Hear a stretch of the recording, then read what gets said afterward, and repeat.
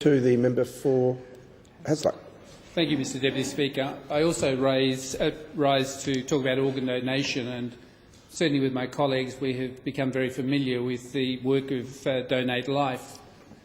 The whole issue of discover, discuss and decide are three very critical elements, but having worked in the health sector, what I've seen over that period of time is not so much the statistics that we often refer to in terms of 98% of Australians having an awareness, or the number of recipients of organs and tissues, but the real live issues around what families experience, the challenges of where a member of the family makes a decision to donate their organs, but when the discussion occurs in the corridors of a hospital because of the lack of discussion, a family being hesitant to agree to a donation sought by the deceased.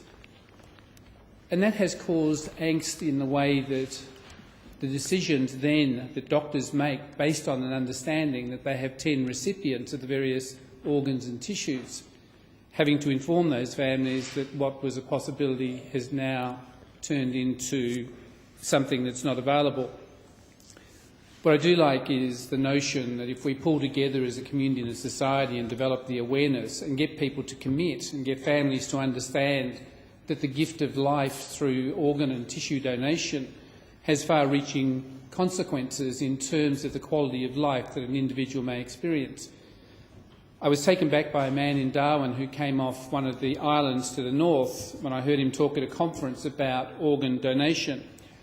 He was told that he had a kidney disease and that he would need treatment in Darwin Hospital. So he came into Darwin assuming that under the broad heading of a donor organ, he would go into the hospital, have his operation, be given medication and be allowed out.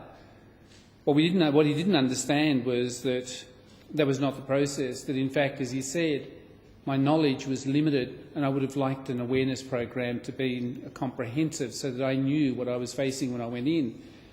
He said, I didn't think that I would walk into a hospital and then for the rest of my life be married to a machine. He said, I was married to my wife, but he said my machine became my life-saving device.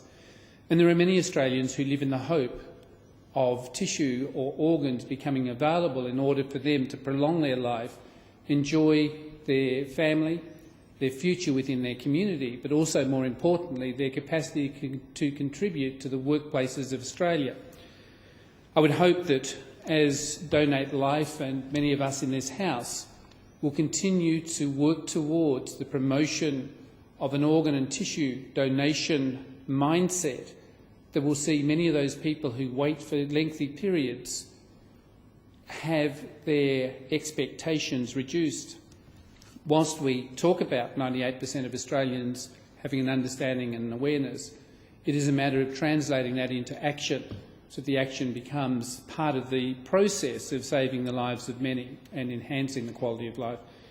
I also want to acknowledge the doctors, the medical profession and the support people who dedicate so much time to the provision of services to people who are waiting on the organ recipient list, and certainly to those whose research has made transplants extremely safe and for patient recovery to be much more speedier than it has in the past. But I must admit, when I worked in both New South Wales and WA Health, I was often moved when I walked through children's wards to see children who were waiting for organs and parents living on the hope. And as one parent said to me, I live on the hope of somebody's death. But I don't mean that in the sense of the morbidity, but in terms of increasing the mortality of my child. And that is a conundrum that many Australians face in this context. And so I do pay credit to Donate Life. I think that the process they have commenced is to be highly commended. And I myself am committed to donating both tissue and organ on my deceased state of being, and hope that that decision affects the lives of another 10 Australians whose quality of life will be enriched, because as a donor, our consequence of our decision is far-reaching and enriches the lives of many.